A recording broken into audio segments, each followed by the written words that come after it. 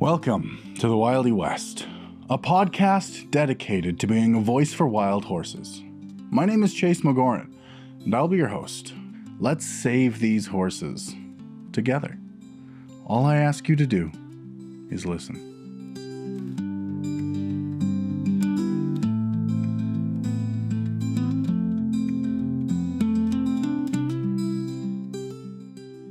The Alberta mountain horse, also known as the Wildy, evolved on the North American continent.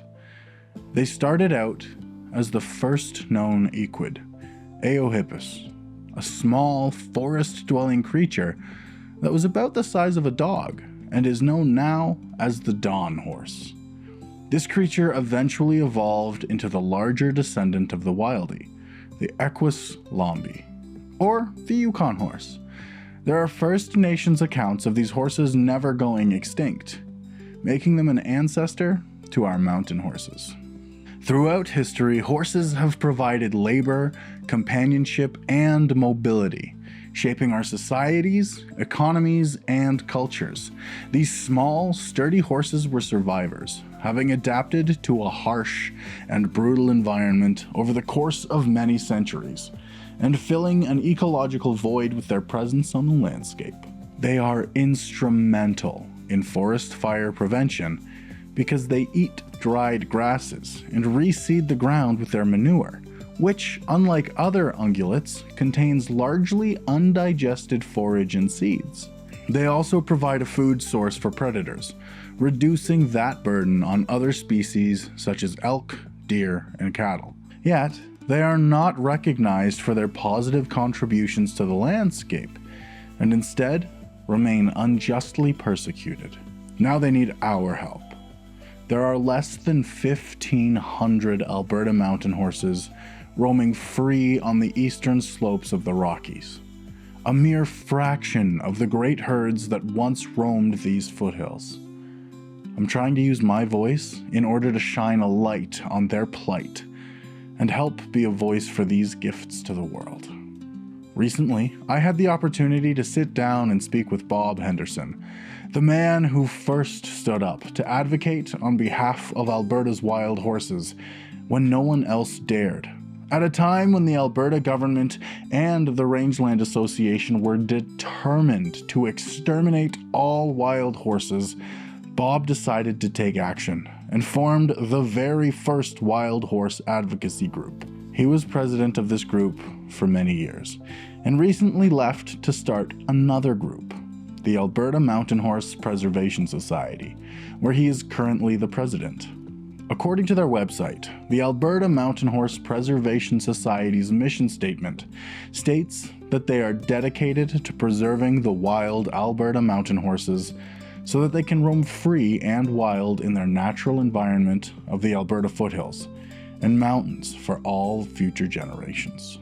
Their society will provide educational opportunities for all Albertans to show the historical significance the horses have played in our Indigenous peoples' histories and in the settlement of Alberta by early settlers. Bob is a man who cares about these horses and who has dedicated a large chunk of his life to helping protect these magnificent creatures and their right to remain living free on the eastern slopes of the Rocky Mountains.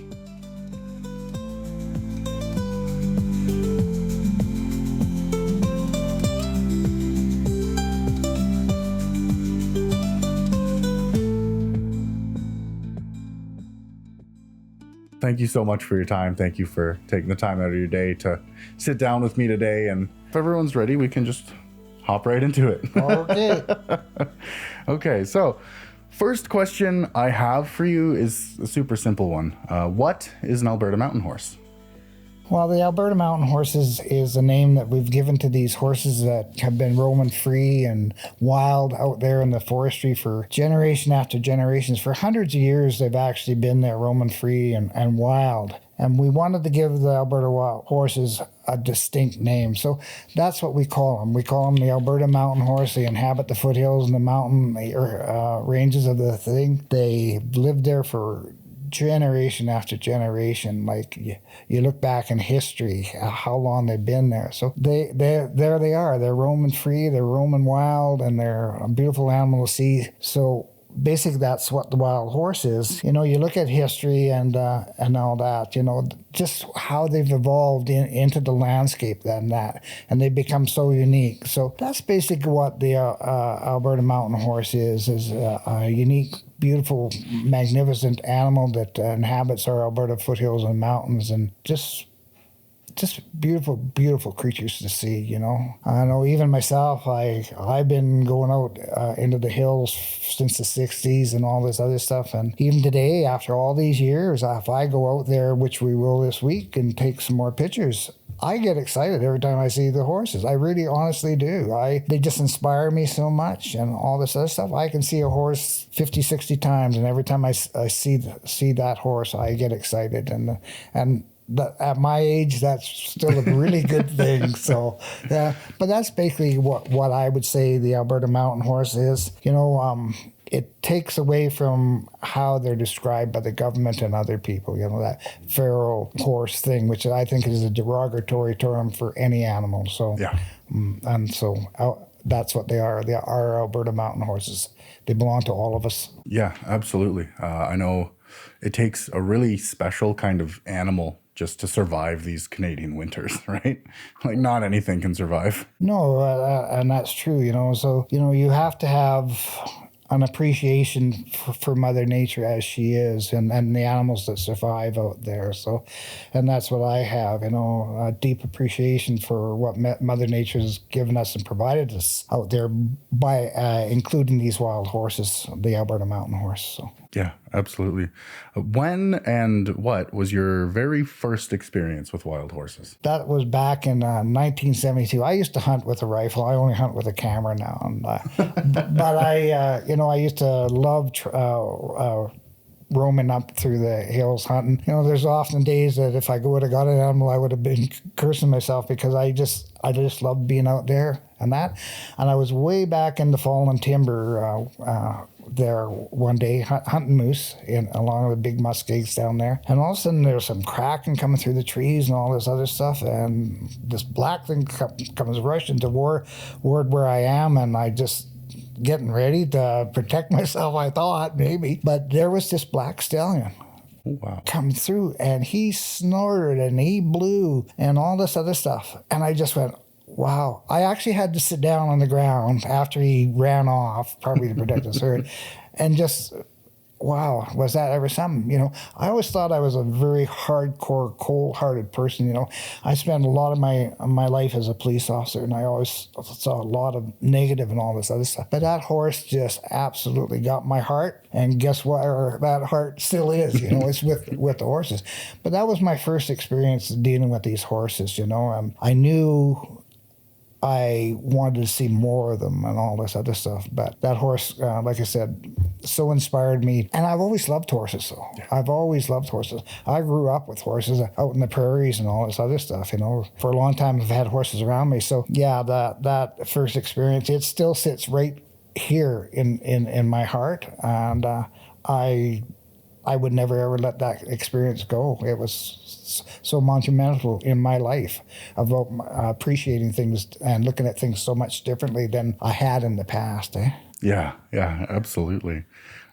What are the differences between domestic horses and the Alberta mountain horse? Well, I think the biggest thing between domestic horses, they rely on their humans to be there for them. Like this morning up with my own horses, up there, they know we're coming, so they want their feed, they want this and all this other stuff. But the biggest thing compared to a wild horse is these animals survive in a habitat that can be extremely hostile, and a lot of things that they have to endure in order to survive. Mm-hmm. From the deep snows of winter, the crusting over the snows, to predators, to being disdained and not liked by a lot of people. Mm-hmm. So these horses, that's the biggest thing about them. They survive in a hostile environment against all odds, where they've been persecuted so bad in the past, here they are. They live out there. New foals are born every spring. The herds roam, and they know where to go, in the wild out there, and they know how to survive in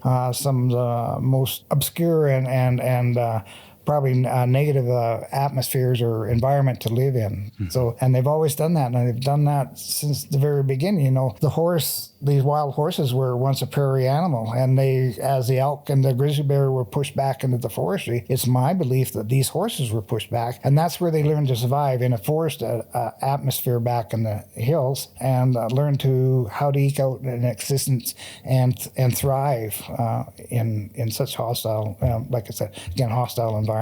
So yeah. And what drew you to these animals and their struggle? Was it your very first experience, or was there another catalyst? Well, no, like I said, I grew up around horses, just jump on the back of my horse there and take off. So I've always loved animals. I love all wildlife, I just so appreciate so much of the wildlife. But what probably drew me to them was that first experience with them, and then watching them. Like anybody that goes out there and observes these horses in their natural environment, undisturbed, and watch the herd dynamics of that herd, how the mare is this and will lead them about, and it's not always the stallion that will lead off the herd. It's completely opposite. It's the lead mare. Seeing how the herd stallion will interact with other horses to protect this herd. Like sometimes in certain times of year, you can get several herds living in very close proximity to each other, but each herd has their own little spot, and as long as that stallion doesn't go into that other stallion's little area, they will be okay, and they coexist together like that, and then they'll disband and disappear and all this other stuff. So it's things like that really makes me appreciate and what drew me to them. One of the biggest things I always point out to new people I take out there, you watch the dynamics of these horses. A stallion will actually lay down his life to protect his herd, so something comes to challenge the herd stallion that challenges that danger. He'll get back up, but stallion will do that. And I don't know of very many species of animals that where that actually occurs. So where it's not every creature for themselves. Instead, there's a... So you look at these characteristics and the behaviors of these animals, and you can't help but admire them and believe in them and wonder why, after all these years, you're still drawn to them, and love to go out and see them. Like that, it's a remarkable experience that I wish more people could have the opportunity to go out and see. Yeah, it's hard not to fall in love with these horses as soon as you just watch them for even an afternoon, right? You see them and you're like, wow. Yeah, as long as you have appreciation for life and nature and all this other stuff, you're going to love these horses. They're beautiful and they're magnificent, and they've touched us in so many ways over centuries. So yeah. What was the turning point for you that pushed you from just caring and wanting to help these animals to actually standing up and fighting and using your voice for them? Well, for years, like I said, I would go out into the forest reserve, and it's changed dramatically from when I first saw them. And I would go out there and watch them and all this stuff. And all of a sudden started hearing the horror stories, about the animals being shot. And nobody seemed to care that this was happening. In 1 year alone, where 7 or 8 horses were shot and killed. Here we are trying to say something to, why doesn't somebody do something? Why is this happening? And people didn't care. So that plight of people not caring made me want to care. I looked at an old website there where an old fellow by the name of Slim Davis was an old cowboy poet, and he roamed those hills well before us. He recently passed on. He was when he was about 100 and all this other stuff, and he talks about that. But he talks about the attitude of the government beforehand, that just shoot them all sort of attitude. Yeah. To me, that's insane. So that's what drew me to try to do something for them. Somebody had to become a voice for the horses. As much as I love everything, all animals and all this other stuff, what was happening to these animals was cruel and inhumane and all this other stuff. So I decided at that point that's somebody had to become their voice and start speaking up for them. Mm-hmm. So. Yeah, absolutely. You recently started the Alberta Mountain Horse Society. What are your goals for that? Well, our Alberta Mountain Horse Society, when I first started, when things back in the 2000s, when horses were being shot and killed and all that stuff, we had started another advocacy group, but things within that group changed. And it went away from what I truly believe in nowadays, is that the horses belong on the landscape. They have a right to live free and wild. And so our new group, that's basically what we hope to do. We have our mission statement that to preserve these horses on this landscape, to remain free and unharassed. We also hope to better educate the public on the beauty of these animals, the significant role they should play because of the role they played in our Western heritage and our history and all this other stuff. We hope to assist in providing accurate scientific data, assisting where we can to make sure the information being put to the public is true and accurate. There's a lot of misinformation being spread by the government on these horses and the effect they're having, all this other stuff. We hope to show factually that a lot of the information out there is not true. So we're working really hard on that, and also to have people recognize and somehow show through our work that the horses do belong in the ecosystems. Other groups have shown that they're prey to wolves and bears. They manage the landscape better than a lot of other animals do. And just make sure that what people are saying about the horses is that they should be basing it up in fact. And we hope to, through our work, present the facts, true, actual, impartial, as best it can be, but based on science and true knowledge and all this other stuff. So, and that hasn't been done in the past. So those are one of the main things that we hope to do with our group. It's just more public education, awareness, and assist where we can and getting the correct information and work done to show the importance of these beautiful mountain horses living in our Alberta foothills. Yeah, absolutely. Because, it seems like a lot of the time the facts can work against you. But in this case, the facts are only going to help the horses, right? There's so much misinformation just being spread about them everywhere. Oh, it's unbelievable. And that's just not new, too. Like, even when we first started. But this Slim Davis I talked about, one of the original ones, he had The Last Wild Horses. It used to be an old website a long time ago when websites were just starting, and they talked about back in those days the attitude of people toward the horses and all this other stuff. And you watch on there where the government officials are talking about how they're just feral and all that, and the effect they're having on the landscape and all this other stuff. None of it it was just all based on their own biases and prejudices against the horses, and not based on facts. So hopefully with ourselves and other advocacy groups, we can maybe show that all this stuff, that the horses belong out there. Yeah, it's where they belong. Yeah, absolutely. How do you feel about the impact you and your wild horse advocacy community have built up over the last decade?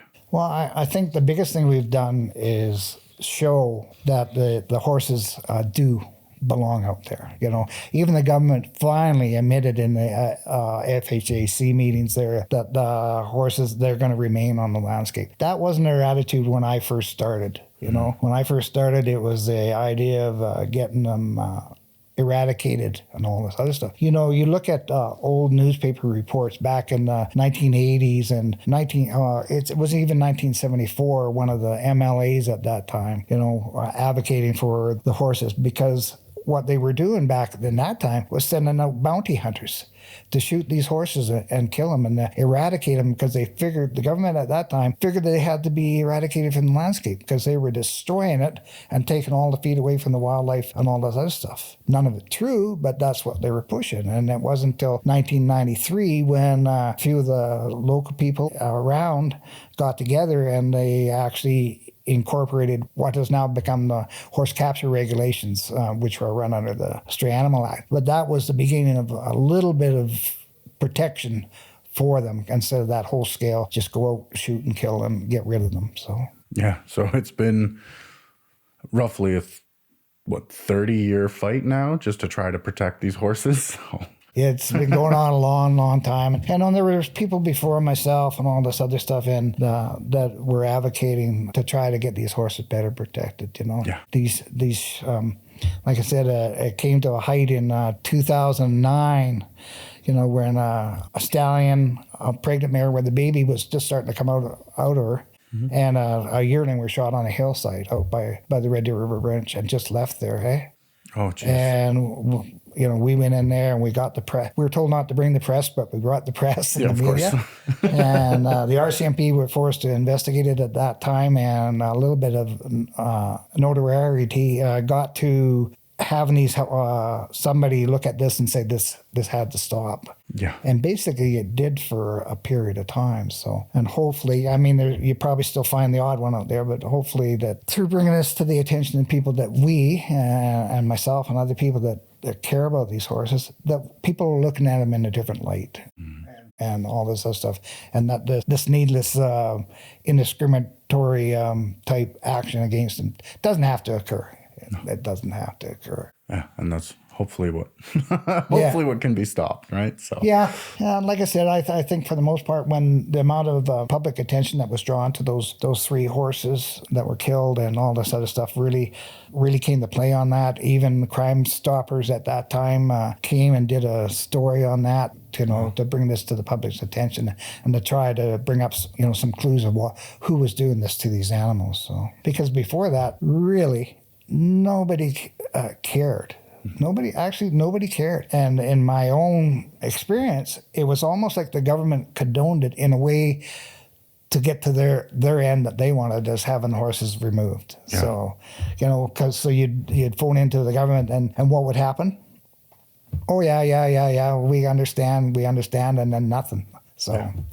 So now, well, then things started to shift and hopefully. Yeah, you can see that, you know, with the other groups and all that, and the amount of people paying attention on Facebook and the websites and all this other stuff. The amount of information or people complaining to the government to try to protect these horses. What are you doing? So attitudes are changing. With the public are changing. With the government, it's kind of hard to see whether it is or not. Well, if public opinion changes enough, then the government's going to have to change their tune. So hopefully, anyway. Well, hopefully, yeah. You just look at it and see some of the responses and all this other stuff. And again, there's in that one article I was reading, and I knew Slim Davis too at one point.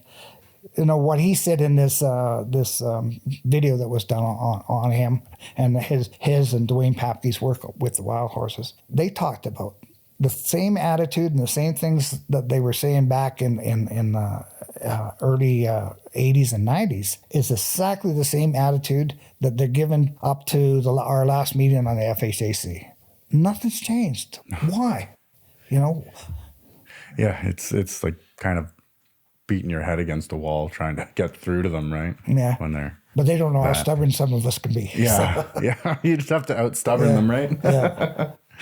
What would you say is the thing you think is the most misrepresented or misunderstood about the Alberta mountain horses? Is that they're damaging the environment out there. You know, they're having a negative impact on the environment. And because of them, there's no grass for the cattle. There's no, the elk herds have been diminished and all this other stuff. Those things are so totally untrue because new research is showing that it's not the horses that are eating the grass down and all that. It's the cattle. You know, I can take people to other parts of the province where we travel on a horse and that, and where there's no wild horses, And I can show you just as much damage, if not more so, done completely by overgrazing on the cattle on the rangeland than what they're saying in the 6 equine zones of Alberta, where the wild horses are, is occurring because of the horses. That's one of the biggest things. The other big thing is they're saying because of the horses, the elk population has decreased. But some of the native elders and all that have shown back in the 70s and 80s, there was a lot more horses out there than people really realize. A Calgary Herald article talked about 3,000 head of horses in the province at that time. So they didn't jump up from whenever to 2001 or 2002 when the government said there was only 220 and magically every mare had twins and they all survived. They didn't go like that. They've been there for a long time. So, to prove out these misconceptions that because of the horses there's no elk or deer, what a couple of the elders have said is that when there was lots of horses and there was lots of mule deer. That's what the one old timer said to me. And even myself, the hillsides by the Red Deer River Ranger Station. In the wintertime, there was lots of horses around there, but you didn't see them as much. But the herds of elk were large and all this other stuff. One of the world's largest elks ever taken was taken right in that area back in the 70s, say, by a hunter. So these stories and this misrepresentation of facts about what the effect that horses have on the environment have to be shown and to be untrue.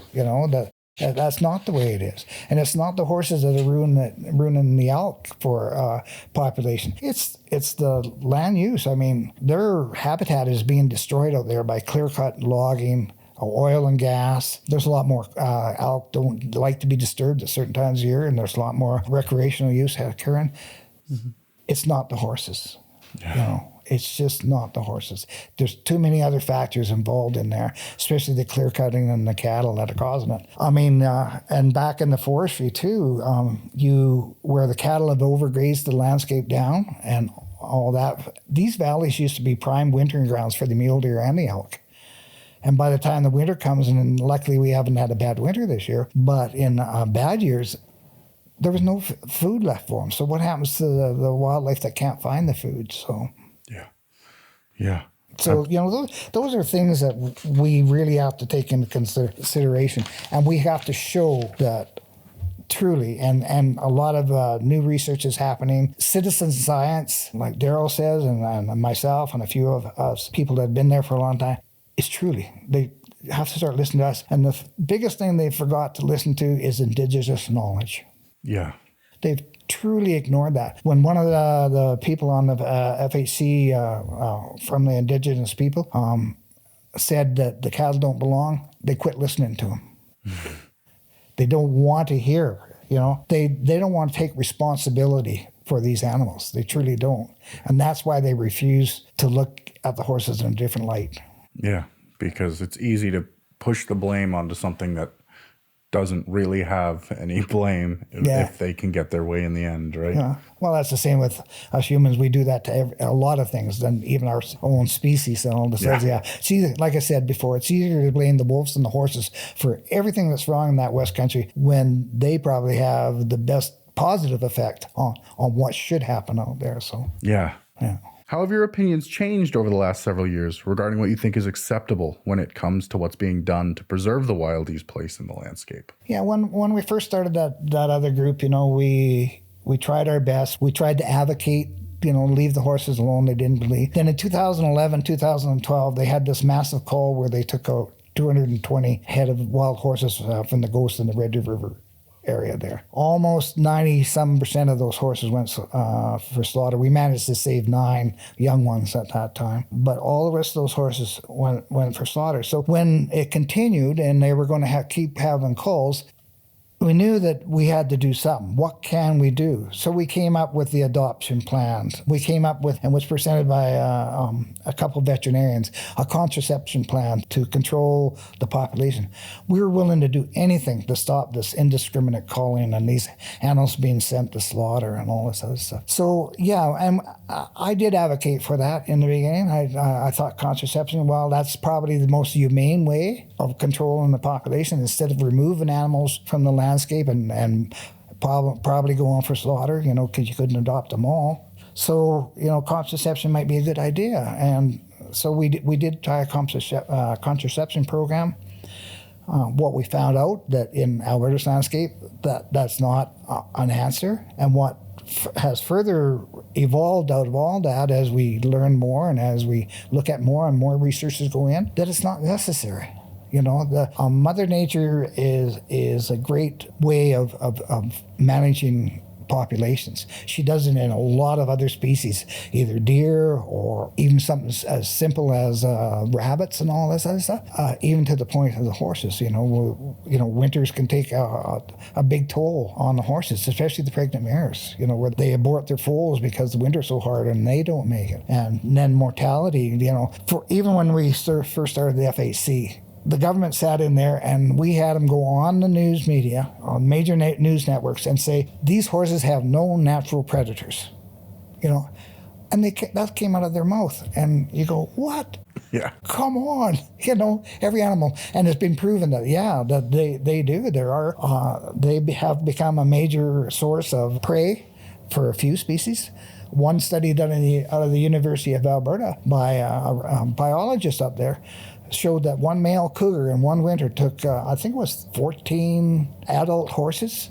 Wow. One cougar. So even when that was before them, they refused to admit that. So, my attitude has changed. Yeah. I think the way that the landscape is out there right now and the environmental factors that affect them from drought and all this other stuff, that Mother Nature is doing a heck of a good job of managing the population. So for me now is leave them alone. And and if something has to be done to manage them, let's look at the best way to manage them humanely, not remove them, not send them for slaughter and stuff like that. So yeah, absolutely. In your years of experience with the Alberta mountain horse, what have you seen to be their most difficult challenges to their continued survival? The most difficult thing for the horse's survival is the arrogance of the government and people opposed to the horses to look at the facts that surround them.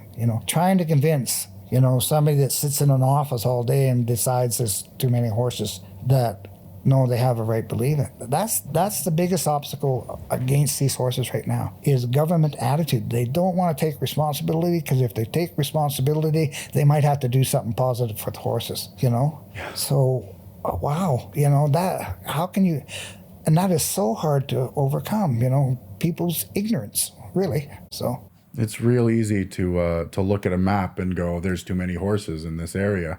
But when you actually stand in that area and see hundreds of acres laid out before you, it's a completely different story, right? Oh, definitely, Chase. We'll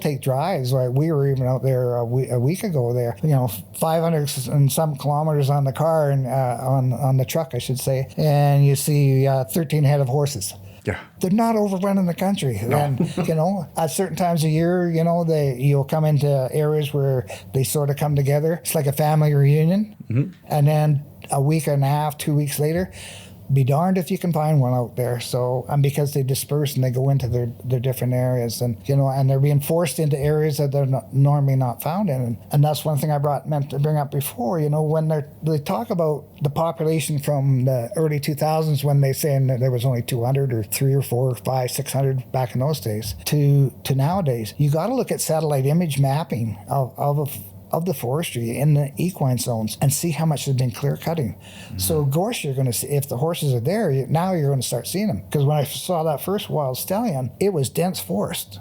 Yeah. Now it's there's so much clear cutting, which you've probably seen yourself and all that out there, that you're coming across these horses. So it's just trying to get through these attitudes. Yeah. Get through and get people to actually see that we don't need to do anything about them. Let nature run its course and let them survive, right? Exactly, yeah. Just, and like I said, Mother Nature does a good job. And the other thing they talk about is, in each equine zones, they've come up with these, they say it was part of the FHAC that the whole committee agreed upon that, which is a bunch of BS, excuse me. No, some of us on that committee did not agree with that. I want to know where in the hell they're coming up with these numbers that they say is the maximum number of horses in an equine show. They never discussed that with anybody on the FHC, you know. Are they basing it on their rangelands assessments? I know Brian DeCock had talked about that. And are they basing it on that? Where they've even proven that on the rangeland assessment, it's not the horses. This is done by their own rangeland assessment. So, you know, where are they coming up with these numbers? Somebody picking them out of the air or not? That's kind of maddening too, because, you know, you take the Clearwater there where there are 157 horses and they're only supposed to be 110 or something like that. Come on, that's a vast area and they roam all over this. And in that area, there's 6,000 head of cattle. Come on. Yeah. And like the numbers in that framework as well are just so low for any wild animal, not just horses. So it's basically, and I think Claudia Notsky pointed that out for a viable population, all this other stuff. You know, you need this many animals. You know, so the numbers are not there to warrant any action being taken on horses. Just leave them alone and start looking at yourself for what the government's doing out there, and they're inaction on a lot of this stuff. So, you know, and I can point that out with, you know, government inaction. You know, when you see landscape damage, you complain to the government about the damage being done to that hillside by the Red Deer River Ranger Station, and they do absolutely nothing about it. But if there had been a couple horses there, that's too many. We've got to remove them. So, you know, it's things like that. And those are the things that I hope through our work in our new group and all this other stuff and more people getting involved, that we can change the opinion of those that oppose the horses and make it better for the horses and all wildlife. Yeah. And everybody that enjoys that West Country. It's not just horses and the wildlife. How about the people that just enjoy going out there and enjoying it? Let's make it better for everything and everybody. Yeah, and we could bring in probably a bunch of tourism if there's, you know, bands of wild horses that you can actually see, right? If you're guaranteed to go out there and see a wild horse, you're going to get a lot of tourists because that's really cool. Yeah. It's really cool to be able to. And we've really noticed that. I've really noticed that over the years, you know, from the time first started going out there photographing the horses. You might see the odd person. Now you go out there and there's people all over the place, you know, wanting to see wild horses and wanting to take pictures. So, you know, the biggest thing that they said, the horses have no economic value. No, they have big economic value, both for preserving the landscape and preserving the rangeland and for tourism, you know. What future do you want to see for the Alberta mountain horse? And what needs to be done to get there? I think the biggest thing that I'd like to see is this classification, distinct classification of the horse. I've personally been advocating that for years and years and years. They need their own distinct identity, thus the Alberta mountain horse. They need to be recognized, and some of the research that's come out from Dr. Cawthorne in the United States and Dr. Poissant out of the University of Calgary, he's getting ready to publish his work on the DNA that he's done on it to show that these Alberta mountain horses have evolved into the unique species of animals. They've evolved, and they are very distinct. They are very unique, and so I would like to see them recognize that. I'd like to see them managed correctly as a distinct species. And the other thing I'd like to see, back in 2004, I was asked to submit a report to Rangeland back in those days, and I pointed in there that they need their own sanctuary, an area where they're just totally left alone, you know, and maybe removing cattle and all this other stuff. It'd be nice to have an area like that, you know, and where they are like that. So just build them up, let their population come back, kind of thing, with no human interference. But that's where I'd like to see it go. I mean, that distinct identity for them. And because, like I said, feral and stray does not work. Well, first of all, they're not stray. Second of all, they're definitely not feral. Science has shown that, you know, an animal has to live in the wild for a certain number of generations. And then it's reverted back. Even the Posowski horse in Mongolia, they say they're their only true wild horse. That's not true, because all those horses are descendants of ones that were in zoos. They reintroduce, and that's exactly what a few scientists and researchers have said. These horses are a reintroduced species to their native land. Yeah. And what steps do you think we'll need to take to get to your vision? I think, again, it's public education, public awareness, getting people to get on board and show that these horses have a right to belong out there and to live out there unharassed and, free and wild. Yeah. So we gotta work toward that goal. I don't have all the answers. That's why I love people like yourself getting involved in it. New people, new voices, a deep understanding and a deep love for and passion for it. Need more young people to get involved who really have appreciation for nature and the love of the country and everything that we have, and should be really appreciative that here in Alberta we have such a unique species of animals living only here in Alberta. Yeah. As many people don't have the experience that you do with horses, what makes these horses so special, and why should people care about them? I think that goes back to what I was just saying. Is that they are so unique. To Alberta, they're a beautiful, beautiful creature to see out there. So I just think people have to have that appreciation. Like I said, they are a part of our Western heritage and our history. You go any place, Calgary Airport, any of the or a few of the malls, even Red Deer, the Bower Lane Mall, horses up on the hillside. In front of City Hall, there's horses. The Calgary Stampede, it's horses. Everything that was done in this province was because of horses. When the Northwest Mounted Police came into Alberta, settled in Canada peacefully, they did a census, and then back in 1895, the census showed 42,000 head of horses running wild through the prairies. So some of those wild horses that were running free and wild in that Cypress Hills area and all this other stuff and that were like the elk and bear, probably pushed back into the hills, and some of these horses were probably descendants of them. People have to look at how the horses have served us over this year, especially when you go into the history of World War I, and where the Glenbow Museum shows that they sent wranglers into the Red Deer River Ranch or Red Deer River country to catch thousands of these wild horses to send them overseas to fight for our country. None of those horses came back, but they fought for our freedom. We should be proud of that, and we should appreciate them for these horses that are still running free, still part of our freedom and our symbol of freedom and spirit, and protect them.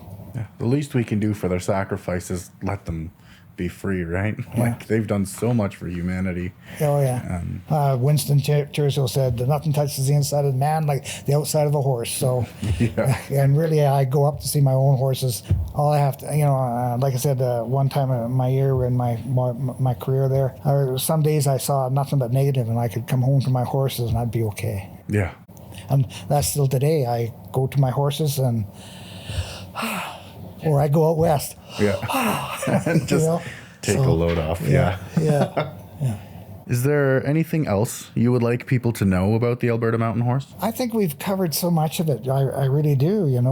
I think they have to be recognized, their beauty. I think they have to be recognized that they are part of the landscape out there. They play a very integral role in the ecosystems as they are out there. And if people can just appreciate that about something that's so unique, has served us so well, and are there just doing their best, trying to survive against us. Yeah. Us and the winters and everything. Yeah. And then my final question, what can people do to help? I think the biggest thing people can do is, and I've heard this from a couple of your other presenters too, is first of all, support the advocacy groups that are out there, like ourselves and other groups that are out there. I think they should be writing to the minister and who's ever in charge of these committees. The other thing that they can do is just appreciate it and that. And I have one other point. Just give me a second. They should continue to try to learn about the horses and their history, share it, support our advocacy group. And then one of the biggest things, and especially with drought and all this, is when you go out to enjoy the country and enjoy those animals out there and appreciate the beauty of everything that is Alberta and Mother Nature and these wild horses, is take care.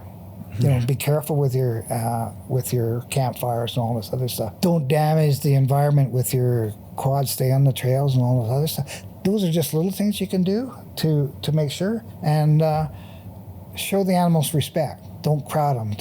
Don't do that.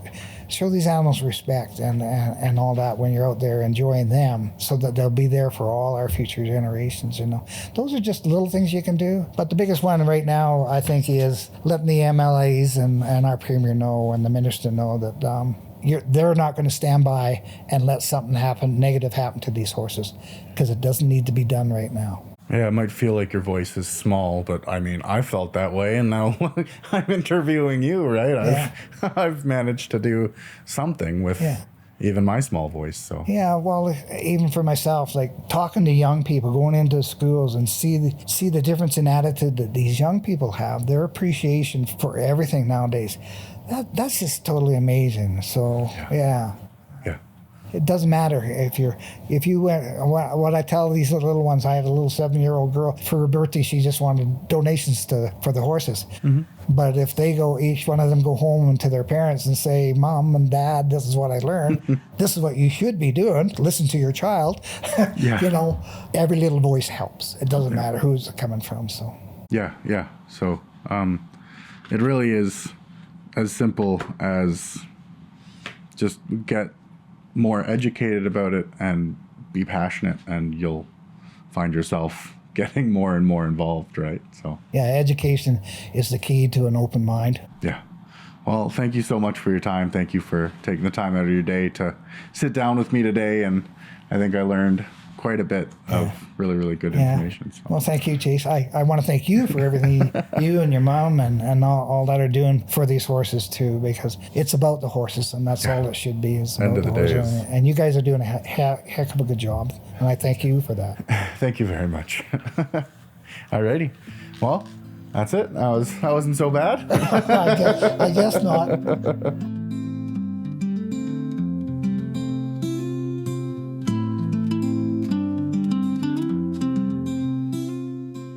Thank you so much for listening to today's episode. My interview with the president of the Alberta Mountain Horse Preservation Society, Bob Henderson. The amount of support we have received from you has really meant a lot, and it brings us closer to seeing these animals saved. A huge thank you to everyone that I was lucky enough to interview this season. If you want to help, there are a ton of different things you can do. If you live in Canada, you can write to your local member of parliament or directly to the Minister of Parks in Alberta. If you don't live in Canada or you're not as comfortable doing that, you may wish to go check out the Alberta Mountain Horse Preservation Society on Facebook to see what they are doing to help. There's also the Help Alberta Wildies Society, or HAWS, on Facebook to help you get more involved and see what other things you can do. The information for both of these groups can be found in the show notes for this episode. They are both incredible organizations, and I highly recommend you check them out and give them a follow. And of course, every single like and comment means a lot. And by clicking subscribe on YouTube, you will help us out even more. Every little bit truly does help, and it allows me to show tangible proof that people care. If you would be so kind as to share this with friends or family that you think might be interested in this topic, or who you think would want to help, I would really appreciate it. If you would like to follow us on social media, you can find us on Twitter or X and Blue Sky using the tag @TheWildyWest. For any business inquiries, please contact us at thewildywest@gmail.com. Join me next week as I interview Sandy Sharkey, an incredible wildlife photographer and wild horse advocate. I'm your host, Chase McGoran.